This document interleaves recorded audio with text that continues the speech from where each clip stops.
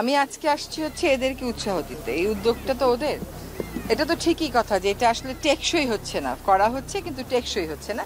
এবার যাতে টেকসই হয় সেজন্য তারা একটা কর্ম পরিকল্পনা নিচ্ছে যে অন্তত আগামী 1 বছর তারা স্থানীয় মানুষকে অন্তর্ভুক্ত করে এই কাজটা অব্যাহত রাখবে, যাতে করে একটা খাল সুন্দর হলে কেমন হয় এটাও মানুষ দেখতে পারে। তখন ওই সুন্দরটা দেখলে মানুষের মধ্যে এটাকে রক্ষা করার একটা ইচ্ছা জাগবে। আর স্থানীয় জনগণকে যদি আমরা সম্পৃক্ত না করি তাহলে এটা কখনোই টেকসই হবে না। সেখানে চ্যালেঞ্জ দেখেন দুটো বড় বড়, একটা হচ্ছে অন্য জায়গায় সেপটিক ট্যাঙ্ক থাকে, এখানে সেপটিক ট্যাঙ্কও নাই, সব এসে পড়তেছে খালে। আমাদের এই স্বল্পকালীন সময়ে এই সরকারের পক্ষে এত কিছু তো করে যাওয়া সম্ভব হবে না, কিন্তু অন্তত বাসাবাড়ির যে গৃহস্থালী বর্জ্য এটা যেন আমরা ঠিক মতন কালেক্ট করতে পারি। কারণ আমি যেটা শুনলাম যে তারা অভিযোগ করে যে এখানে ময়লা ট্রাকও ময়লা নিতে আসে না। তো সেটা নিশ্চয়ই আমাদের প্রশাসক মহোদয় নিশ্চিত করবেন যে ময়লাগুলো ঠিক মতন কালেক্ট করা হচ্ছে। সেই জন্য স্থানীয় জনগণকে ডাস্টবিনও দেয়া হচ্ছে।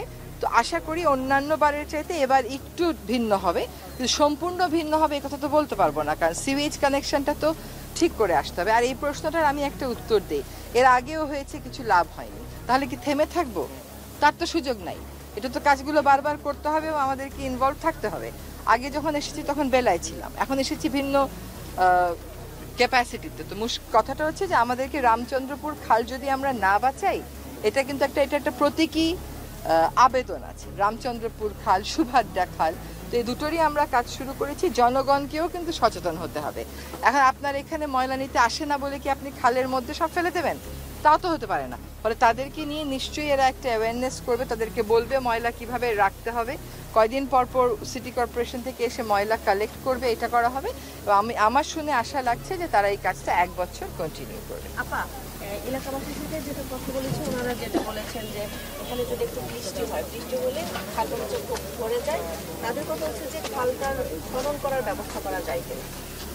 আপাতত কাজটা আমি যতটুকু জানি যে পরিষ্কার পরিচ্ছন্নতা দিয়ে শুরু। খালটা খনন করা যাবে না তার তো কোনো কারণ নাই। সেটার জন্য আসলে একটা বিস্তারিত কর্ম পরিকল্পনা নিতে হবে, কারণ খালের আশেপাশে অনেক বাসা থাকার কারণে খালটা যেই মাত্রায় খনন করা দরকার সেই মাত্রায় খনন করতে গেলে বাসাগুলো ক্ষতিগ্রস্ত হওয়ার একটা সম্ভাবনা থাকে। সেই জন্য তখন রিটেইনিং ওয়ালের প্রশ্ন আসে।